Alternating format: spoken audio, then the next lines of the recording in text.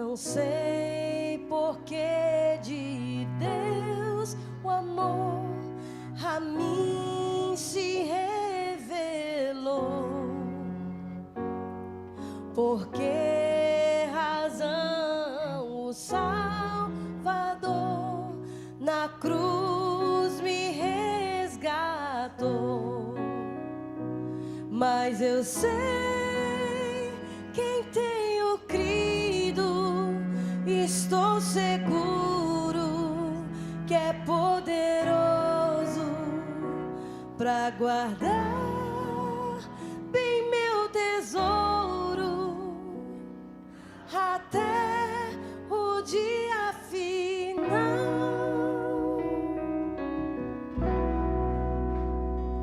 Ignoro como o Espírito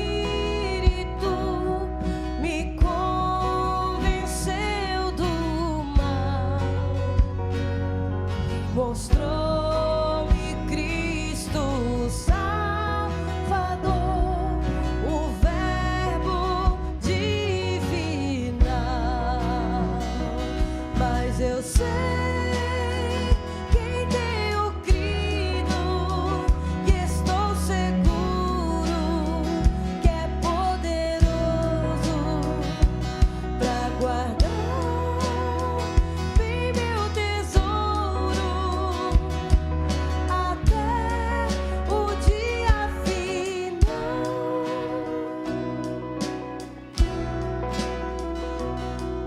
Não sei o que de mal ou bem, vamos cantar, igreja, é destinado a mim. Se bons ou tristes dias vêm, se bons ou tristes dias vêm, até da vida o fim.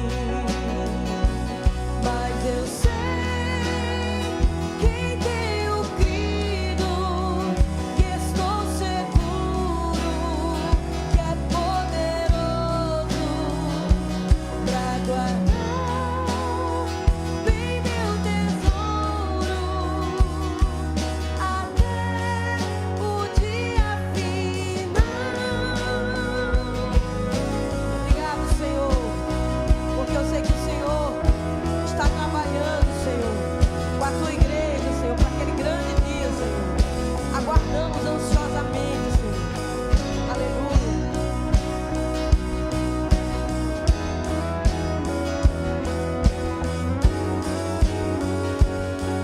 E quando vem Jesus, não sei se breve ou tarde vem, mas sei que o meu Senhor virá na glória que Ele tem.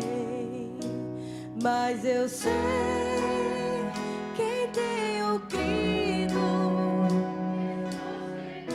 que é poderoso para guardar bem meu tesouro até o dia final. Mas eu sei quem tenho crido e estou seguro que é poderoso para guardar bem meu tesouro até o dia final.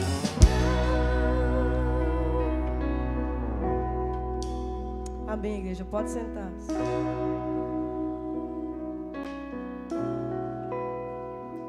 Senhor, nós agradecemos a Ti, Deus, por todos os dízimos e ofertas colocados aqui no Teu altar, Senhor. Que o Senhor possa cada vez mais velar, Senhor, porque o Senhor é fiel. O Senhor nunca tem deixado faltar o pão na vida dos Teus filhos, Senhor. E que nós possamos, como filhos Teus, levar à casa do tesouro aquilo que pertence ao Rei, as primícias, Senhor.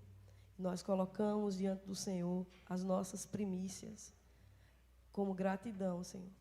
Enviamos a Ti e Te agradecemos, através do Teu Filho Jesus, por tudo isso, Pai. Em nome de Jesus. Amém. Momento missionário, irmão Sivaldo toca a palavra. Depois que o irmão Sivaldo terminar o momento missionário, aí as crianças já podem vir, Sivaldo. Você já pode chamar e o pregador, tá?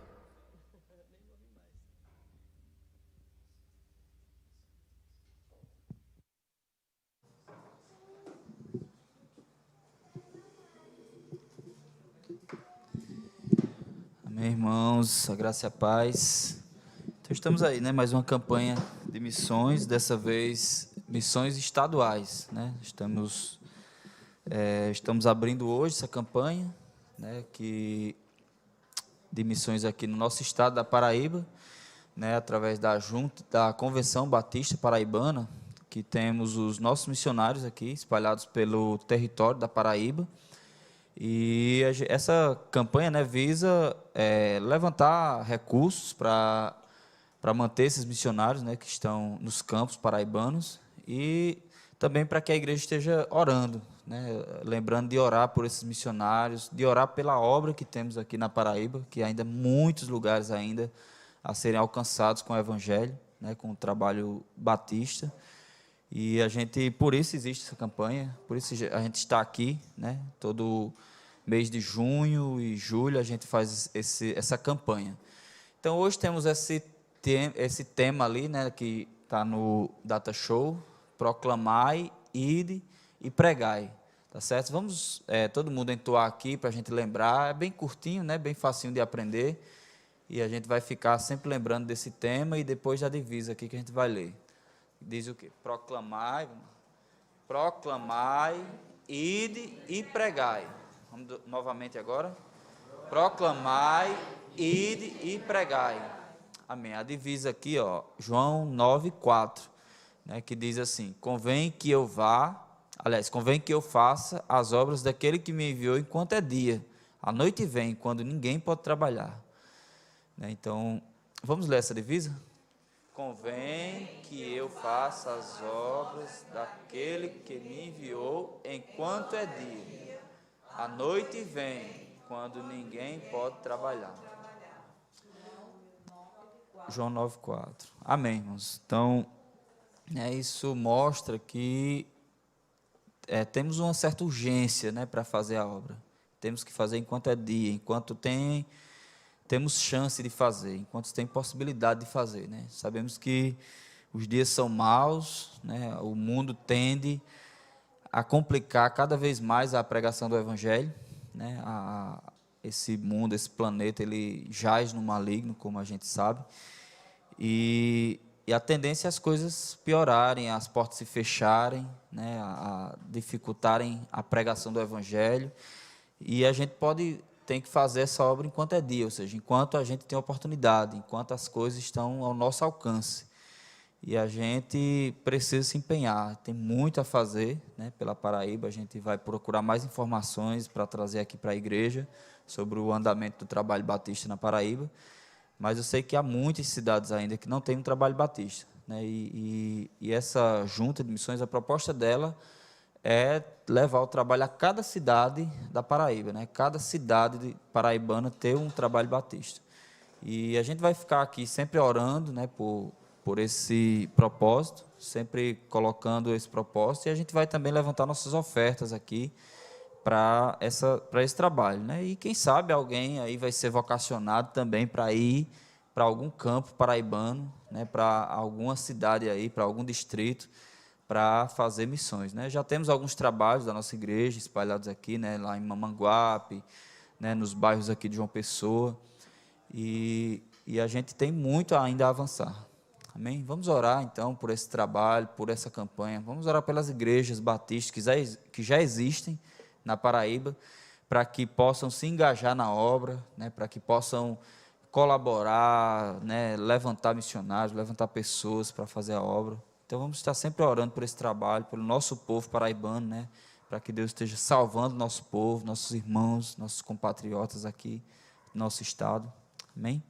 Vamos orar nesse momento. Senhor nosso Deus, te agradecemos, ó Pai, por esta noite, por estarmos aqui reunidos em Teu nome, Senhor. Nós Colocamos diante de Ti essa campanha de missões, ó Pai, que está iniciando aqui nessa igreja, que também tem iniciado em outras igrejas batistas, Deus, pela Paraíba.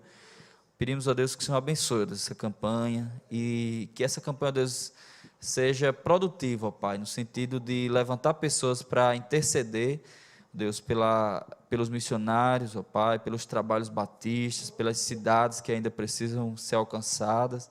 E também, ó Deus, no sentido de levantar ofertas, de levantar pessoas voluntárias para fazer a obra, ó Deus, neste campo, ó Pai, missionário. Abençoa, ó Deus, cada um dos irmãos que já estão envolvidos nessa missão. Fortalece, ó Deus, cada um dos missionários, ó Pai, que estão espalhados pela nossa terra. Dá estratégia, dá sabedoria, ó Deus, aos teus servos. Ajuda cada um, ó Deus, nas suas lutas, nas suas tribulações, nas suas dificuldades, ó Pai.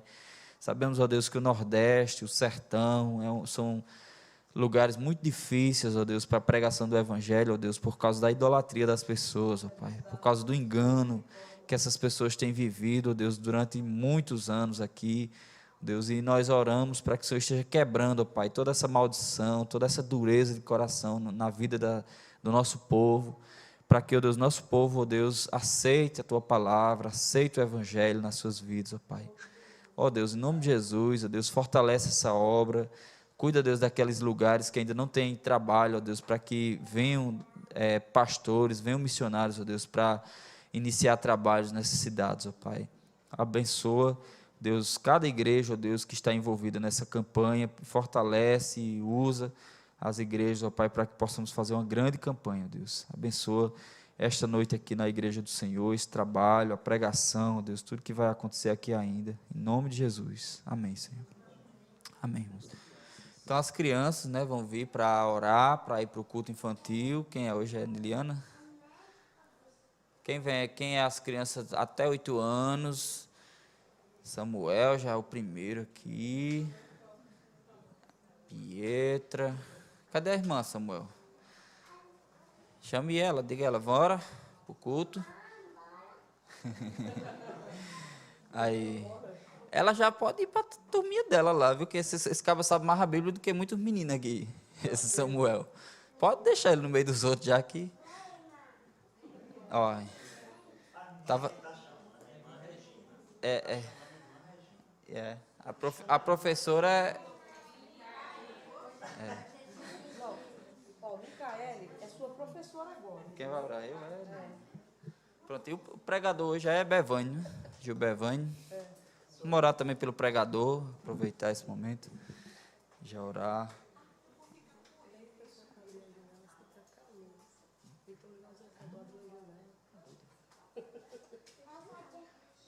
Amém. Cadê o pregador? Se quiser vir para a gente orar. Amém. Vamos orar então, né, pelas crianças, pelo pregador. Senhor, obrigado, Pai, por esta noite. Nós agradecemos mais uma vez. Pedimos a Tua bênção, ó Deus, para essas crianças que vão para o culto infantil, Senhor. Abençoa este momento de culto lá. Abençoa, Deus, aquele que vai ministrar para elas, para que possa, ó Deus, falar a Tua palavra, Deus, na linguagem dessas crianças e instruí-las no teu caminho, Senhor. Abençoa para que elas possam aprender, ó Deus, e viver essas palavras em suas vidas, ó Pai. Cuida, Deus, de cada uma delas para que possam crescer, ó Deus, com saúde, em paz e principalmente em conhecimento da Tua palavra, Pai. Colocamos, ó Deus, a vida do pregador, nosso irmão Gilbervani também, que estará trazendo a mensagem, ó Deus. Abençoa o Teu servo e usa o Teu servo aqui poderosamente, ó Deus, para levar, ó Deus, a Tua instrução, a Tua palavra para nossas vidas, ó Deus. Abençoa a nossa noite aqui, em nome de Jesus. Amém, Senhor. Amém, Jesus.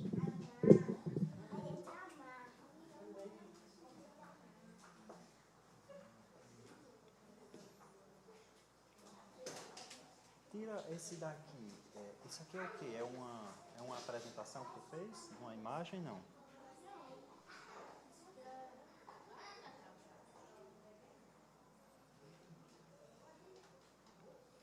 Certo.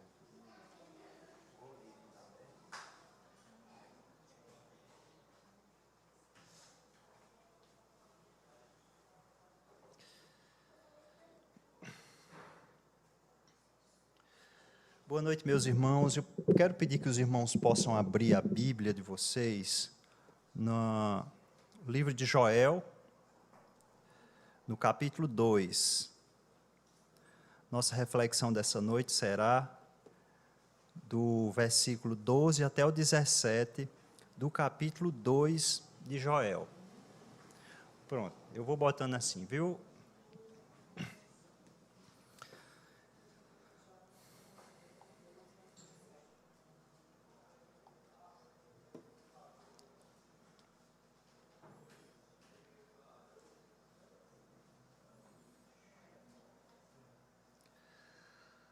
Os irmãos que estão em casa também, a irmã Eliane está no hospital, mas me parece que está assistindo o nosso culto ao vivo. Irmã Eliane, estamos em oração por você, minha querida, e Deus está certamente, com certeza, guiando tudo e seu irmão logo estará bem. E alguns irmãos que nos escutam na live, outros vão escutar depois, alguns estão ao vivo, outros vão escutar depois. Versículo 12 de Joel, até o versículo 17, tá bom?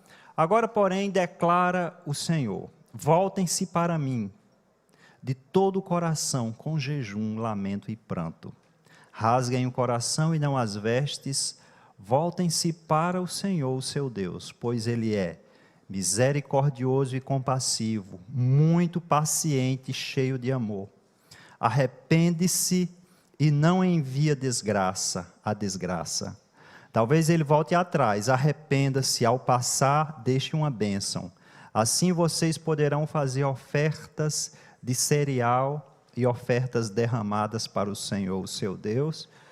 Toquem a trombeta em Sião, decretem jejum santo, convoquem uma assembleia sagrada, reúnam o povo, consagrem a assembleia, ajuntem os anciãos, reúnam as crianças, mesmo as que mamam no peito, até os recém-casados devem deixar os seus aposentos. Que os sacerdotes que ministram perante o Senhor chorem entre o pórtico do templo e o altar, orando, poupa o teu povo, Senhor. Não faça da tua herança objeto de zombaria, de chacota entre as nações, porque se haveria de dizer pelos povos, onde está o Deus deles? Senhor Deus, está a tua palavra diante de nós, queremos pedir que o Senhor nos ajude a compreendê-la e a comunicá-la, Senhor, com fidelidade. Abre os nossos corações para, compreendendo, possamos aplicá-la à nossa vida, no nosso cotidiano, na nossa vida diária, Senhor, no nome de Jesus. Amém. Meus irmãos, nós estamos estudando na sala dos adolescentes sobre os profetas menores. E profetas menores, os nossos adolescentes já sabem muito bem, não é porque eles eram pequenininhos, né? Eles são profetas menores pela quantidade de conteúdo que tem nesses livros da Bíblia, talvez a capacidade de síntese que esses profetas tenham, mas o fato deles serem menores não são menos importantes do que o restante do cânon bíblico. E nós vamos conversar um pouquinho aqui sobre Joel, que foi o profeta da nossa lição de hoje, certo? Mas eu quero abordar e fazer uma apresentação para os irmãos desse texto bíblico com esse tema que foi colocado, meus irmãos. A crise atual não determina a destruição final. A crise atual não determina a destruição final. Na minha experiência de criança no interior nordestino, no sertão, acho que o ano foi 85, mais ou menos. Muitos de vocês aqui não tinham nascido ainda. Nem tu, Sinara, não tinha nascido ainda em 85. Experiência em 1985, lá em Coremas. Eu lembro que naquela época a gente tinha muitos tempos de crises, muitas secas. Eu sei que nós não podemos conversar sobre isso aqui, não dá tempo. Hoje em dia tem ainda as secas e tudo mais, mas parece que o poder público, as políticas públicas melhoraram um pouco. Mas na época a gente não tinha basicamente para onde ir, né? Quando tinha um ano de seca, 2 anos de seca, assim, subsequentes. E eu lembro dessas crises que a gente passava na minha casa, dentro da minha casa, meu pai sempre dizia, será que esse ano chove? Será que esse ano não chove? E ficava aquela expectativa, porque se chovesse ia ser muito bom, muita prosperidade, mas se não chover, como é que nós vamos sobreviver, né? E tinham tempos de seca mesmo, que a gente passava apertos, né? Que a gente só tinha o essencial para viver. E também lá na nossa casa a gente vivia de agricultura, né? E a gente, uma época, vivia também de algumas criações que meu pai tinha. E também nós vivemos uma época de algodão. E quando não era seca, era o bicudo no algodão. Tu lembra dessa época, Edson, que o bicudo pegava o algodão? Edson da Sucan sabe de tudo disso. E eu lembro meu pai, rapaz, chorando assim com a tal da peste de bicudo de algodão. Porque aquele bicudo tomava de conta daquela roça, Zé, daquela plantação de algodão, e o bichinho era pequenininho. Na época a gente não tinha, meus pais não tinham a condição, né, o estudo, a capacidade de procurar um tipo de como é que se chama? De inseticida para destruir aquela praga. E o tal do bicudo do algodão, viu, crianças? Olha como é que ele é interessante. Ele é bem pequenininho dentro das folhas. Na hora que ele percebe alguma pessoa chegando perto dele, sabe o que é que ele faz? Ele se encolhe e cai no chão, fingindo-se de morto. O bicudo do algodão, ele é bem pequenininho. Então, é o sistema de defesa dele. Então, além da dificuldade de encontrar, de combater aquela praga, ele ainda se escondia entre os algodões, né? Os algodões ou os algodões? Algodões. Gente, eu estou falando um pouquinho dessa crise porque o contexto de Israel, de Judá, onde o profeta Joel fala as suas profecias, está tendo um contexto de muita crise. A crise aqui, a peste aqui, era uma peste de gafanhotos que Joel estava profetizando, e uma seca muito grande também. Alguns pregadores, comentaristas, falam até nesse cenário, quase que um cenário de sertão nordestino, quando Joel olha para os campos todos secos, os gados, os animais, sem ter o pasto para comer, morrendo magros, aquela cena que todos nós do interior já vimos, o gado morto, podre, né? Os bichos comendo aquele gado, porque morreu de fome, porque não tinham o que comer. E alguns magros andando pelos campos, é mais ou menos esse cenário. E a questão da peste dos gafanhotos colocados aqui. E é interessante o jeito que Joel narra, né, quase como um filme de terror. Ele é muito dramático do jeito que ele narra, mostrando aquele exército de gafanhotos atacando aquela comunidade, entrando nas casas, tomando as paredes. Ele fala realmente dos gafanhotos como se fosse um grande exército e que o povo de Deus ia padecer tudo aquilo. O povo de Deus, né? O povo de Deus é uma profecia para o povo de Deus, uma crise terrível que aquele povo estava passando e estava por passar. Era uma crise muito grande, narrada pelo profeta Joel. E aí, só que no capítulo 12, como nós já vimos, no capítulo 2, a partir do versículo 2, ele diz, agora, porém, quando essa expressão, agora, porém, essa expressão, agora, porém, o quê? A gente tem que voltar para a situação e contextualizar. Mesmo diante daquela praga que estava acontecendo ou que estava por vir, agora, porém, significa que tem alguma alternativa para vocês. Vocês estão vivendo uma crise, estão por viver uma grande crise. Agora, porém, Deus tem alguma coisa para falar para vocês. E aí, a crise que aquele povo estava vivendo, esse texto bíblico nos fala que não precisaria determinar a destruição daquele povo. Havia algum tipo de esperança para aquele povo. E de 3 coisas eu quero falar aqui. A primeira coisa, baseado na história de Joel, é que na crise Deus deseja transformar-nos. Na crise que o povo de Deus estava passando, com aquela seca e com aquela peste de gafanhotos, Deus estava tendo um propósito de transformar a vida do seu povo, que estava longe de sua presença e da sua vontade. O profeta Joel não fala claramente o pecado do povo. Os seus contemporâneos, né, falam, né, do pecado do povo de Judá, do pecado do povo de Israel, mas o profeta Joel não diz, não esclarece, mas provavelmente seja a formalidade religiosa, o povo afastado de Deus, mas mesmo assim cumprindo todos os seus rituais, como hebreus, como pessoas, né, como o povo de Deus, cumprindo todas as leis sacerdotais, os sacrifícios, o culto, mas o seu coração longe de Deus.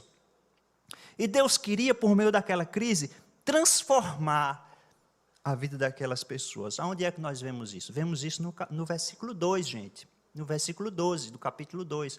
Agora, porém, declara o Senhor, voltem-se para mim. Voltem-se para mim. Algumas versões da Bíblia falam de convertam-se a mim. Agora, porém, voltem-se para mim. Voltar-se para Deus. Não é voltar para a religião, para os rituais, para a igreja, para as pessoas. É voltar-se para Deus. No momento da crise, o que é que Deus está querendo? Deus está querendo que a gente se volte para Ele. Deus está querendo que a gente se volte para Ele. Mas como é que Deus quer que a gente se volte para Ele? Vamos, esse versículo aqui também. Agora, porém, declara o Senhor, volte-se para mim.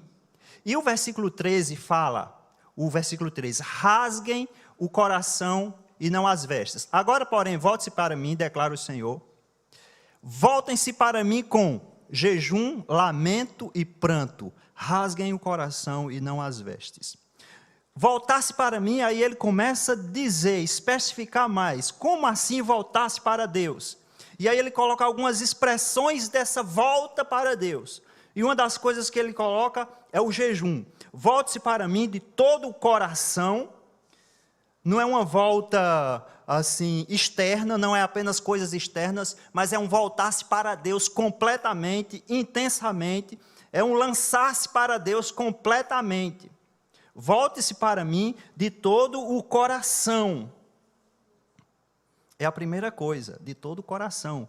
Porque Deus não quer do seu povo a parcialidade, ou Deus não quer do seu povo uma partezinha do seu povo. Deus não quer um pedacinho do coração do seu povo. Deus quer o coração completo do seu povo. Deus não quer um compartimento na vida do seu povo, um tempinho, um dia da semana do seu povo. Deus quer tudo do seu povo. Deus quer o coração do seu povo. Deus quer todos os dias do seu povo. Deus quer uma rendição completa de todo o coração, quer dizer, Deus nos quer completos. Completamente. Porque voltar-se para Deus sem ser de todo o coração significa termos uma vida com Deus apenas em alguns setores da nossa vida, apenas em alguns compartimentos da nossa vida e outras não. Segunda coisa, Deus quer que nós voltemos para Ele de todo o coração por meio do jejum, como falei. E o jejum, ele quer dizer que o que há de mais importante para nós, que é o nosso alimento físico, com o qual nós morreríamos, se você parar de comer, você vai morrer. Através do jejum, Deus está dizendo assim, você tem que considerar o que é mais importante para a sua vida física, o que é mais importante para a sua vida física, ao ponto de você morrer se assim não fizer, é menos importante do que Deus para você. Deus é mais importante do que minha própria vida, porque se eu parar de comer, eu vou morrer. Deus é mais importante do que eu mesmo. Deus é mais importante. O pão celestial é mais importante do que o pão físico que me dá a sustentação para eu me manter em pé. Deus também está pedindo ao seu povo que voltem-se para Ele em quebrantamento. Veja esse versículo que diz, esse versículo que está aí diante dos irmãos, diz: voltem-se para mim de todo o coração com jejum, lamento e pranto, choro, quebrantamento, pranto. Deus quer quebrantamento do seu povo.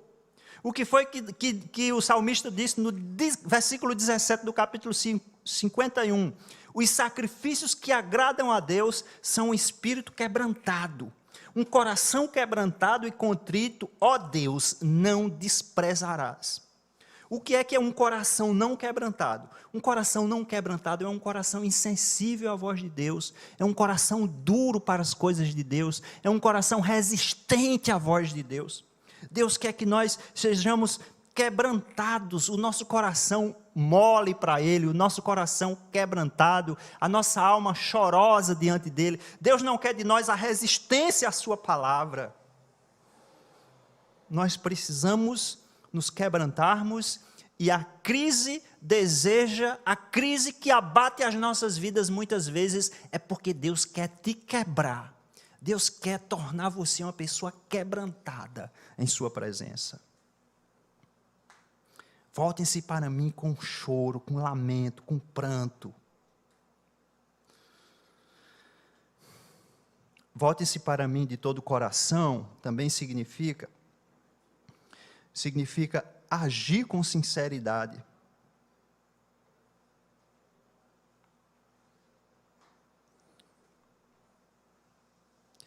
Agir com sinceridade está no versículo 13, quando ele diz: rasguem o coração e não as vestes.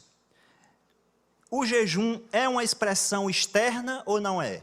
É uma expressão externa, você jejuma externamente, e as pessoas até às vezes sabem que você está jejuando, muito embora Jesus tenha dito que a gente precisava fazer tudo em secreto. O quebrantamento, o choro é uma expressão externa, você pode chorar, vir para um culto, chorar, aquilo pode ser verdadeiro ou não. Mas quando eu falo aqui de sinceridade que o texto bíblico nos fala, essa expressão rasguem o coração e não as vestes, porque às vezes o quebrantamento no contexto do Velho Testamento era rasgar as vestes. Rasgar as roupas, cair ao chão, fazer aquela coisa às vezes muito visível e sem ter muita verdade no coração. Por isso o profeta diz: olha, vocês devem rasgar o coração e não as vestes. Porque voltar-se para Deus de todo o coração não são apenas expressões externas sem verdade no coração. Rasguem o coração e não as vestes. E tem um comentarista chamado Bruce que diz que no pensamento semítico, né, que é no pensamento do povo hebreu, o coração representa o centro do homem com todos os seus atributos físicos, intelectuais e emocionais. Rasgar o coração representa uma mudança radical de pensamento dos velhos padrões que precisam ser destruídos e substituídos por novas e atitudes adequadas. Isso é rasgar o coração. As ações anteriores que eu coloquei aqui são externas. A verdadeira volta, mas devem partir do coração e não apenas de coisas externas. E aí tem aquela expressão, né, aquele versículo que eu acho que foi alguém aqui da igreja colocou um vídeo falando do café, não foi? Do café. Como é? Buscar a Deus de café. C é de todo o quê? Coração. O A é o quê? Alma. F, força. E o E é entendimento. Buscar o Senhor de todo o coração, de toda a alma, com toda a força, de todo entendimento. É isso que Deus quer para a gente. Na crise, Deus nos deseja, meus irmãos, Deus deseja nos transformar, nos trazer de volta para a sua presença. Foi isso que aconteceu no contexto do povo de Deus, e isso que acontece no nosso contexto também. O nosso coração às vezes é muito enganoso, a gente às vezes pensa que está indo para um lado e a gente tem que estar sempre policiando o nosso coração. Um jovem pastor foi indicado para concorrer a um cargo bem alto de presidente de uma instituição a nível nacional, né, no seu país. Prontamente ele se levantou e pediu para que seu nome fosse retirado da votação. Ele foi perguntado publicamente por que motivo, a imprensa, né, perguntou a ele, por que motivo que o senhor rejeitou esse cargo tão importante nacional, esse cargo tão importante em termos assim federais, por que você rejeitou esse cargo, jovem pastor? Ele disse: eu não estou pronto para estar perto demais do poder, porque é o que o meu coração mais deseja. Voltar-se para Deus significa, gente, reconhecer que o nosso coração ele é inclinado para o mal e que a gente precisa voltar-se para Deus em clamor, em súplica, rasgando os nossos corações e não rasgando a nossa alma e não as nossas vestes, certo? Para que você tenha um coração completo, entregue a Deus, às vezes as crises chegam na sua porta. A crise bate na sua porta porque Deus quer te transformar. A crise vem sobre nós porque Deus quer nos transformar, nos fazer pessoas melhores para Ele. Em segundo lugar, meus irmãos, a crise bate às nossas portas porque Deus deseja revelar-se. Deus deseja revelar-se ao seu povo. Veja esse versículo que diz: rasguem o vosso coração e não as vestes, voltem-se para o Senhor, o seu Deus, pois Ele é misericordioso e compassivo, muito paciente, cheio de amor. Arrepende-se e não envia desgraça. Aqui nós estamos falando de uma revelação de Deus. Quando a gente fala de Deus se revelar, nós estamos falando, meus irmãos, dos atributos de Deus. São dois tipos de atributos de Deus, os atributos comunicáveis e os atributos incomunicáveis. Os atributos que Deus comunica com o homem e os atributos que Deus não comunica com o homem.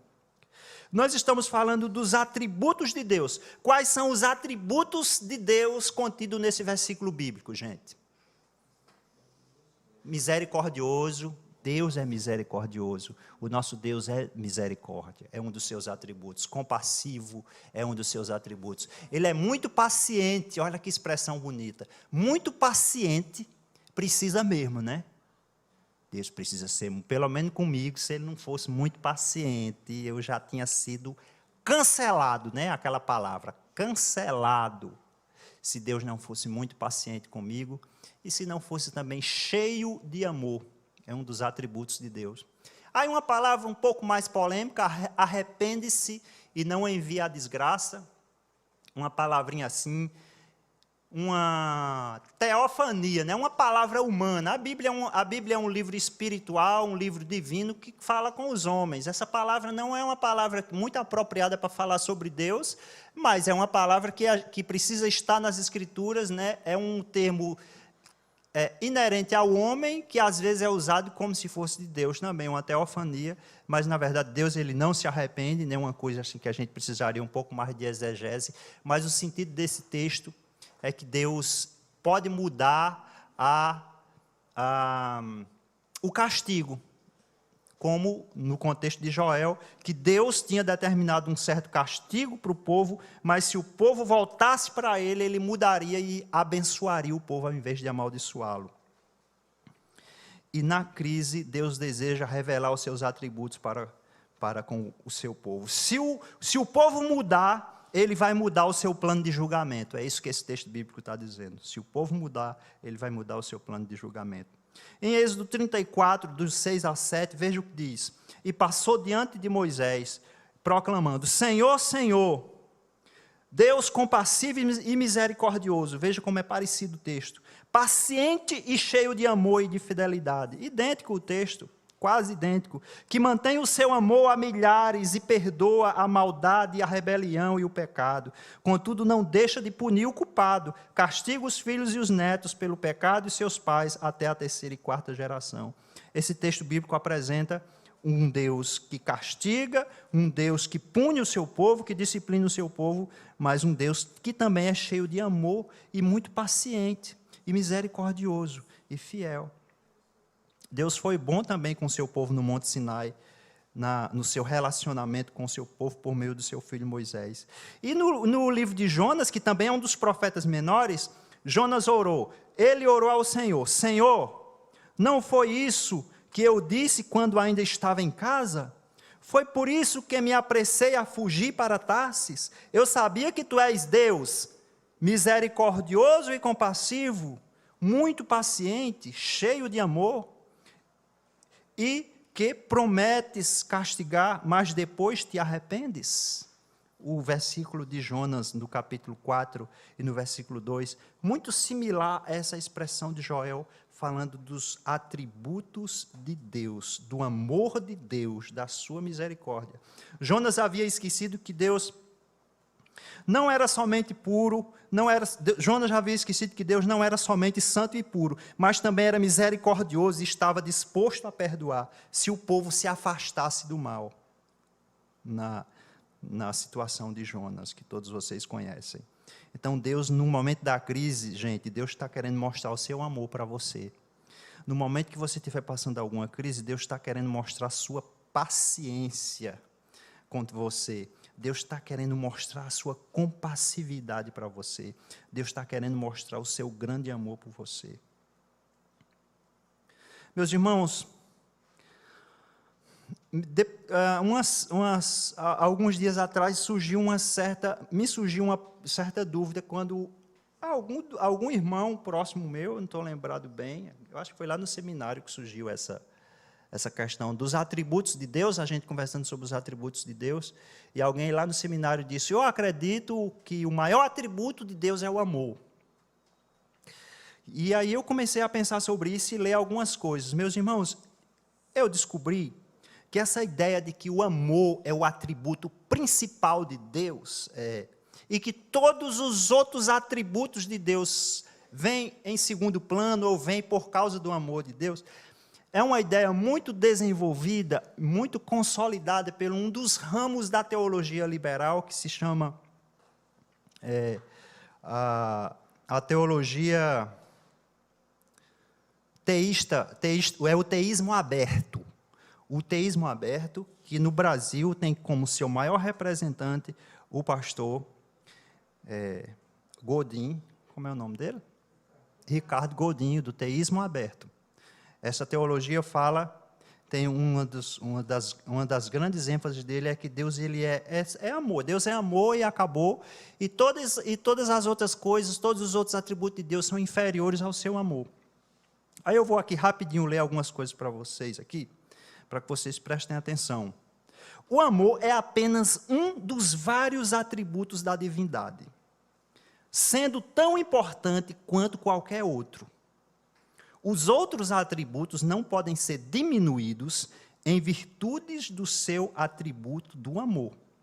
E a relacionalidade de Deus não está necessária e invariavelmente vinculada a esse atributo, porque no teísmo aberto eles dizem que Deus é amor porque Deus é um Deus relacional. Aí o que é que ele diz aqui, que esse autor diz? A relacionalidade de Deus não está necessária e invariavelmente vinculada a esse atributo. Deus é relacional porque é um ser pessoal. Ou seja, Deus é um ser tripessoal. Um autor chamado MacArthur diz que o amor divino, de modo algum, minimiza ou anula os outros atributos de Deus. Sua onisciência, onipotência, onipresença, imutabilidade, senhorio, justiça, ira contra o pecado, ou qualquer de suas perfeições gloriosas. Veja isso, negue qualquer uma desses atributos, né? E você terá negado o Deus das Escrituras. Nenhum atributo sozinho é suficiente para compreendermos alguma coisa sobre Deus. Todos os atributos, quando devidamente estudados e entendidos, é que nos dão uma visão correta de Deus, porque todos eles são atributos essenciais da divindade. Portanto, os atributos de Deus em geral, especialmente os chamados comunicáveis, é que mostram quão relacional Deus é, e não apenas o seu amor. Vocês entendem, gente? Deus, ele é amor e é justiça, é santo, é justo, é misericordioso, ele é tudo. No entanto, o texto que nós estamos estudando aqui está falando desse lado de Deus voltado para a sua misericórdia. Só que esse lado de Deus voltado para a sua misericórdia só pode se manifestar a partir, gente, do que a gente viu anteriormente aqui no contexto de Joel, quando o povo está se voltando para Deus, quando o povo está buscando para Deus, quando o povo está rasgando o seu coração para Deus, quando o povo está invocando o seu Deus, Ele é misericordioso para perdoar o povo, Ele é cheio de amor para receber o povo, Ele é paciente para dar mais uma chance ao povo e cancelar o seu castigo. Os atributos de amor são enfatizados após e sob a condição da redenção do povo no contexto de Joel, meus irmãos. E é esse Deus que se revela a nós diante das crises que nós passamos. Uma certa mãe, uma história aqui, meus irmãos, também, uma certa mãe pediu perdão para o seu filho, a Napoleão, o imperador. O imperador disse que se tratava de uma segunda ofensa e a justiça exigia a morte. Seu filho tem que morrer. É pela segunda vez que ele está errando. Aí a mãe disse, eu não peço justiça, pleiteio misericórdia, Napoleão, pelo meu filho. Mas Napoleão respondeu, ele não merece misericórdia, ele merece morrer. Aí a mãe disse, Senhor, se ele merecesse, não seria misericórdia. E é misericórdia tudo o que peço. Está bem, concluiu o imperador, lhe darei misericórdia. Sabe por que a gente precisa de misericórdia, gente? Porque a gente não merece. É por isso que nós precisamos de misericórdia. Você pode estar passando uma grande luta na sua vida, porque Deus deseja revelar a sua misericórdia para você. Mesmo que você se sinta pequeno, imerecido, Deus deseja revelar para você, no meio da crise, o seu amor. E, em último lugar, meus irmãos, no momento da crise, terceiro e último lugar, no momento da crise, Deus deseja glorificar-se. É isso mesmo, Deus deseja glorificar-se. Essa palavra glorificar-se, às vezes, é um pouco assim, forte, né? Poxa, que Deus é esse que está lutando para se glorificar. Meus irmãos, isso é uma palavra que não cabe para nós humanos. Nós nos glorificarmos, nós nos exaltarmos. Na condição de seres humanos, nenhum de nós podemos nos glorificar. Agora, na condição de um Deus que criou todas as coisas, Deus criador de tudo, da sua vida, do universo, de tudo que há nesse mundo, será que Ele não pode glorificar-se? Afinal de contas, Ele fez tudo para a sua glória e para o seu louvor. E a nossa existência é para glorificá-lo também. E esse texto bíblico está falando nisso, que Deus, no momento da crise, deseja glorificar-se. Veja o que diz no versículo 14. Talvez ele volte atrás, arrependa-se e ao passar deixe uma bênção. Assim vocês poderão fazer ofertas de cereal e ofertas derramadas para o Senhor, o seu Deus. Olha, estava tudo escasso, o povo não tinha condição nenhuma, gente, de sobrevivência por causa da crise do gafanhoto e da seca. Aí Deus diz, olha, eu vou trazer prosperidade a vocês. Para quê? Eu vou trazer prosperidade a vocês. Aí ele diz aí, para que vocês possam trazer o cereal para o Senhor. Para que vocês possam ter condições para ofertar em minha casa. Eu estou dando a você para você me dar. É isso que Deus está dizendo aqui. Eu estou te dando para você me ofertar. Foi a primeira coisa. Por isso que esse princípio, meus irmãos, das primícias para Deus é muito forte nas Escrituras. Você dá o primeiro para Deus. Você glorificar a Deus em primeiro lugar. Tudo que você ganhar, você primeiro ofertar para Deus. O primeiro dinheiro do seu salário ser para o Senhor. O melhor dia da sua semana ser dedicado para Ele. Eu vou abençoar vocês, vocês estão passando por essa crise, se vocês voltarem-se para mim, eu os abençoarei, para que vocês tragam ofertas para mim. que os sacerdotes que ministram perante o Senhor chorem entre o pórtico e o templo, continua o texto, no versículo 17. Aí o finalzinho dessa expressão diz: porque se haveria de dizer pelos povos, onde está o seu Deus? Onde está o Deus deles? Deus estava preocupado com sua fama, com o seu nome, com a glória do seu nome.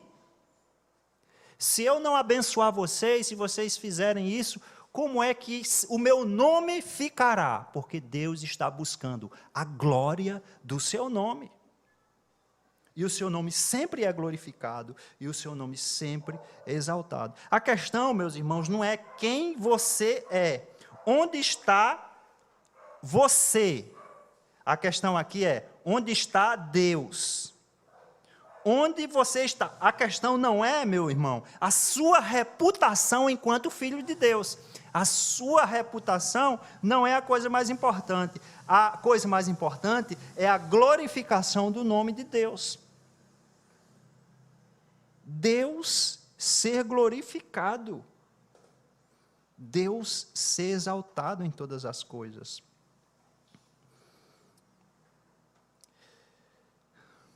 E aí, esse texto fala, né? Não faças da tua herança objeto de zombaria e de chacota entre as nações, porque se haveria de dizer pelos povos, onde está o Deus deles?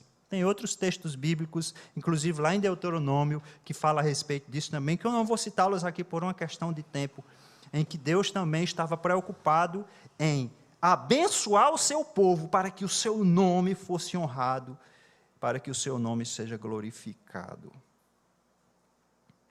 Mas eu quero ler esse texto aqui para vocês de Salmo 115, já que nós estamos falando aqui de onde está o Deus de vocês? Onde está o teu Deus?